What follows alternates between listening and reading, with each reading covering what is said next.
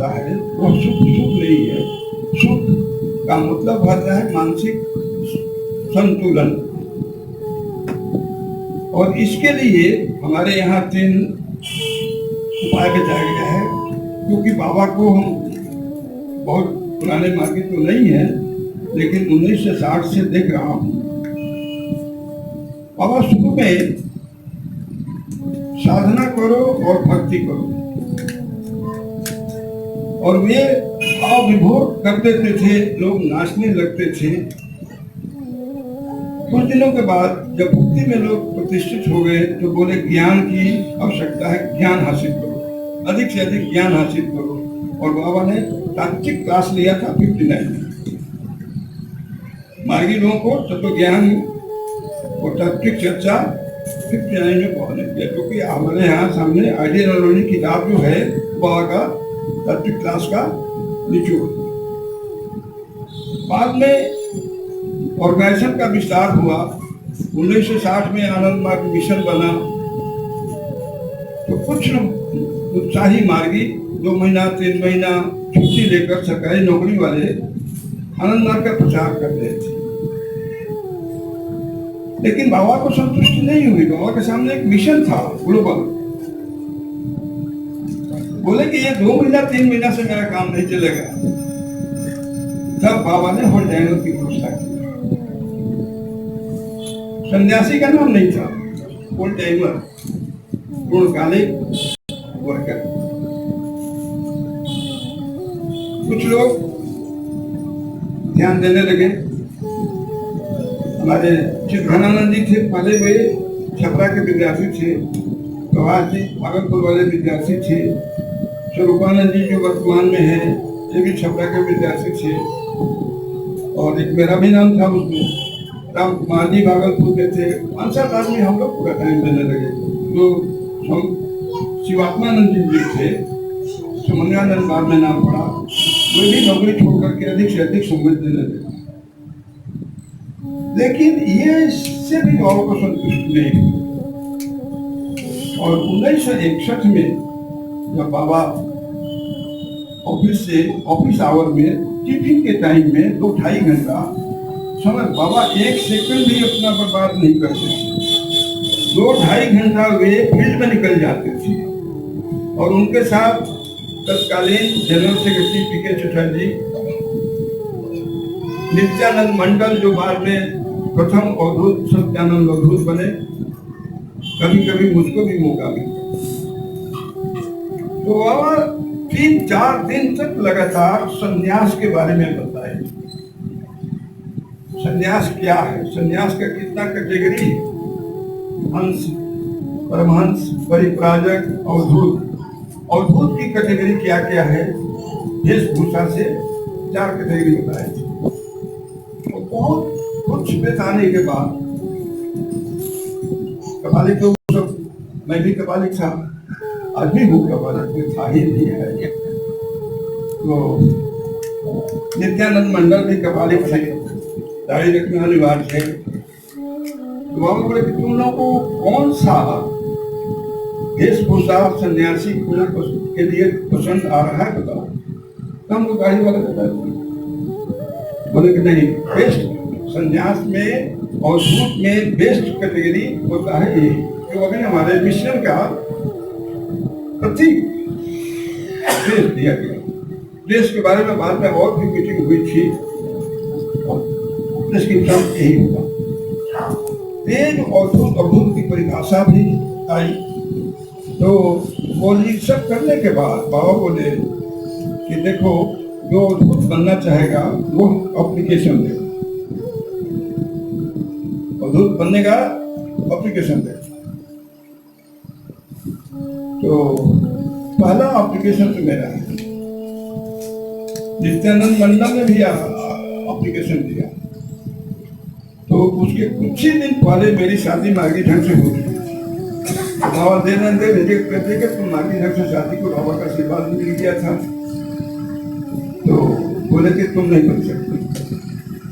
नित्यानंद मंडल की शादी हुई थी नॉन मार्गी ढंग से, बोले कि तुम बन सकते हो बशर्ते तुम अपनी पत्नी से परमिशन दे दो।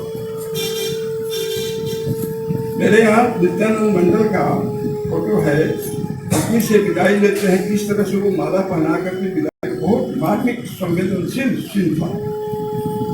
गाँव के लोग, छोटे गाँव के ही थे बीरभूम जिला में, और वे बड़े नम्रता के साथ आगे बढ़े और प्रथम वही बने।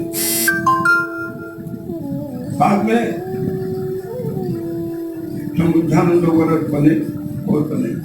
तो ये कर्म क्षेत्र में बाबा 1960 में आए। भक्ति,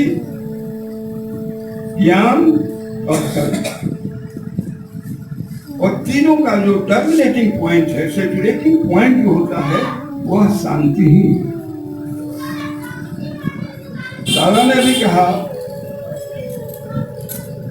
प्रज्ञा संपत्ति के बारे में,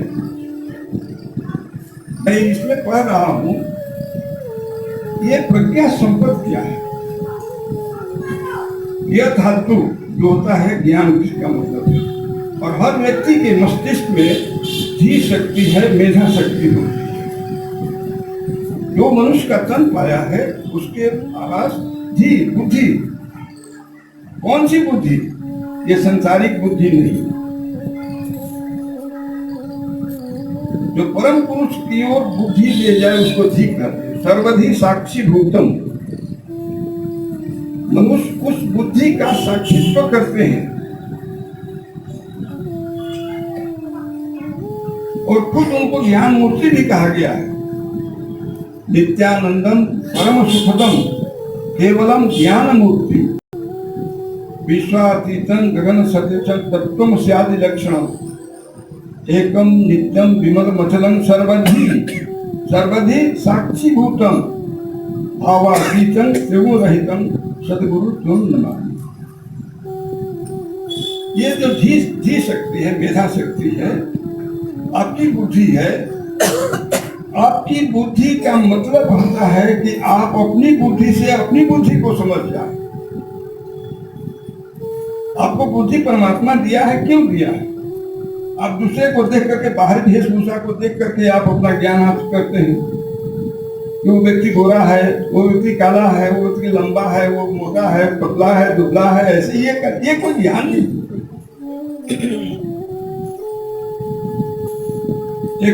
ये एसिमुलेशन ऑफ एक्सटर्नल ऑब्जेक्टिविटी, जो बाह्य वस्तुएं हैं उसका आत्मस्वीकरण करना, ज्ञान इसी को करते हैं।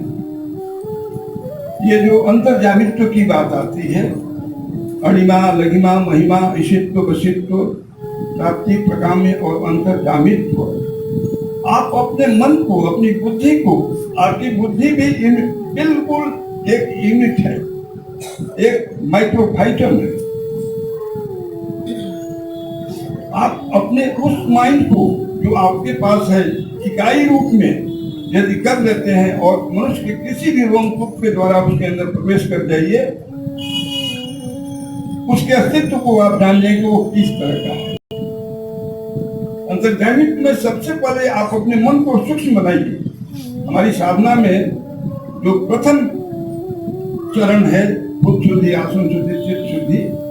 प्रथम चरण भूत शुद्धि क्या है? मन ऑब्जेक्टिव है, मन हमेशा कुछ न कुछ सोचता है। Mind never remains without an object. जानवर का भी मन है तो कुछ सोचता है, और आप गौर करके देखिए मन कभी बैठा नहीं रहता। साधना में बैठते हैं लेकिन आप घर की प्लानिंग करते हैं कि आज शाम को किचन में फलना फलना चीज ले आना है, या कुछ न कुछ प्लानिंग करते हैं। यह साधना नहीं, क्योंकि माइंड यदि उधर चला गया तो मन की विशेषता है कि जैसा सोचेगा वैसा ही बन जाएगा, उसका रूप ले लेता है। ये समय की बर्बादी नहीं। सबसे पहले ईश्वर को याद कीजिए, गुरु मंत्र को याद कीजिए, और विद्याश्रय जो आदमी होते हैं उनका बीज मंत्र होता है ऐंग। और बहुत जगह लिखे हैं सरस्वती का बीज मंत्र होता है ऐंग ऐंग सरस्वताय नमः। ये जो है एक डायरेक्शन है। ओम ऐंग आत्म शोधयामी नमः स्वाहा। पहले आप अपने को शोधन कीजिए, जो बिखरा हुआ मन है, जो मन बहिर्मुखी है, उसको अंतर्मुखी कर दीजिए। प्रत्याहार, अष्टांग योग का जो प्रत्याहार का मतलब क्या होता है? Withdrawal of mind. कहाँ से विड्रॉल? मन को आप वापस ले आएंगे। कहाँ से ले आएंगे? मन जो संसारिक वस्तुओं में लगा हुआ है, वो आपके जीवन का लक्ष्य नहीं है। लक्ष्य आत्म तत्व को पाना, आत्मज्ञान। आत्मज्ञानम विदुर्ज्ञानम, सही ज्ञान आत्मज्ञान है। और बाबा ऐसी बात मत कहिए, आपकी सारी एक्टिविटीज को बाबा वॉच करते हैं। आज पूरे विश्व में प्रज्ञा शक्ति के रूप में वह मौजूद है, और जहां कहीं भी हमसे त्रुटि होगी, वे अपनी प्रज्ञा शक्ति के द्वारा उसको दंडित करेंगे। बाबा जब थे, हम लोग गलती करते थे तो डांट डपट मारपीट भी करते थे, लोग पीठ पर मारते थे। लेकिन आज प्रकृति के द्वारा, इसलिए हमेशा अपनी अपनी मेधा शक्ति के द्वारा सर्वज्ञ बाबा को देखने का प्रयास करिए कि बाबा मुझको देख रहे हैं, मैं बाबा को नहीं देख रहा हूं, बाबा मुझको देख रहे हैं। ये भाव ले आना पड़ेगा। मैं एक छोटा सा उदाहरण, मैं नया मर्गी था, लेकिन शुरू से ही बाबा के बहुत निकट था। शायद धरती पर उतना निकट कोई नहीं है। बाबा को क्वार्टर से ले आना, आश्रम से क्वार्टर पहुंचाना, सब जगह। और मैं किताब नहीं पढ़ता हूँ।